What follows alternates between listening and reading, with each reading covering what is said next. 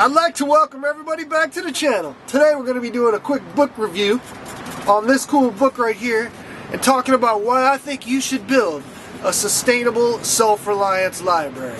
We also had questions from a couple of viewers on my tomatoes, and so we started these tomatoes from seedlings, and then we up-potted them into, these solo cups, which are super cheap, and you can reuse your cups every year.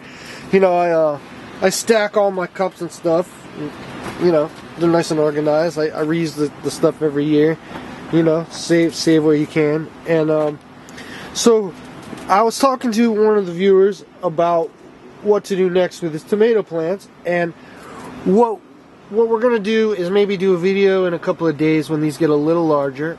And what I do is I up-pot these babies, and they love it. So I'm going to snip off these lower leaves, maybe even snip off this leaf right here, and then I'm going to plant the plant deeper. And all of those little things you see on the tomato, those will become roots, and this plant's root system will triple up, and it will love you.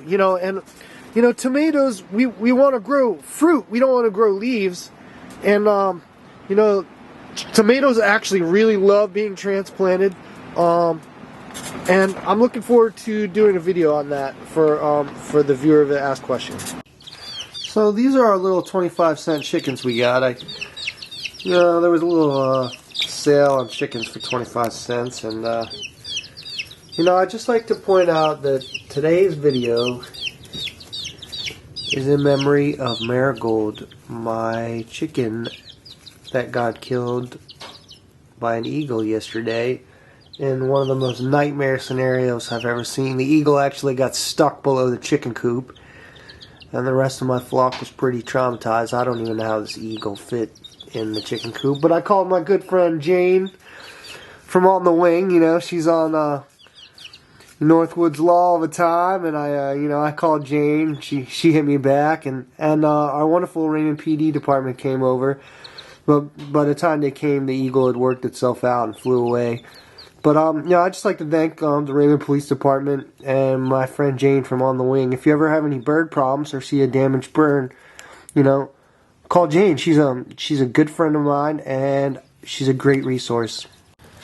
We've been off oil for 2.5 months. We shut our heating system off 2.5 months ago. We've been only using the wood stove, and I'm so grateful that I have the ability to heat with wood.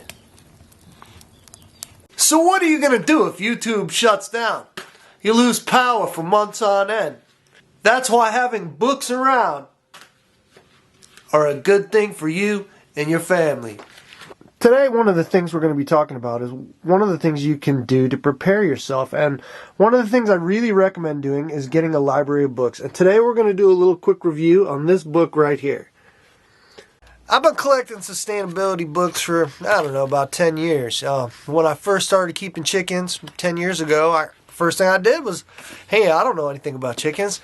Let me order a book, right? And, I ordered a book, and I read that book, and I have a couple other chicken books. Like I bought a book on chicken first aid, right? You never know you need chicken first aid until your chicken breaks a beak.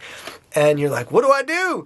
There's cool tricks out there. You can use some Gorilla Glue and some fabric and create a bandage for them, and it'll eventually just come off after you fix their beak, and it's great.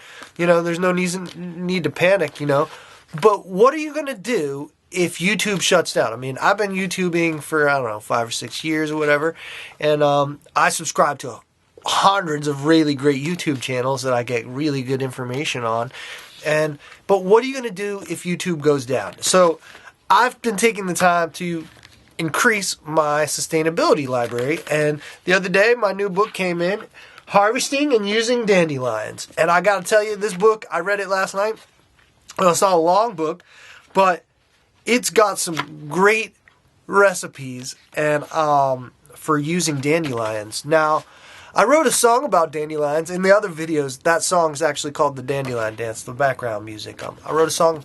I decided I would make a kids album a few years ago, and I wrote this song called the Dandelion Dance. And, you know, dandelions have been used for thousands of years as medicinal purposes, and I encourage you to learn everything you can about using dandelions.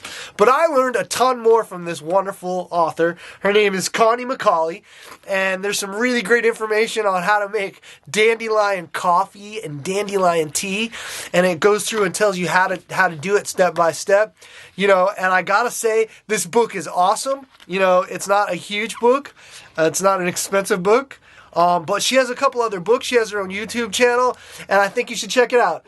You know, it's a really cool book. I'm looking forward to trying to make dandelion coffee. She talks about all the medicinal values of using dandelions, what you can do. You can make soap, you can make salve. It's really worth your time. And I'd like to thank you for stopping by the channel today.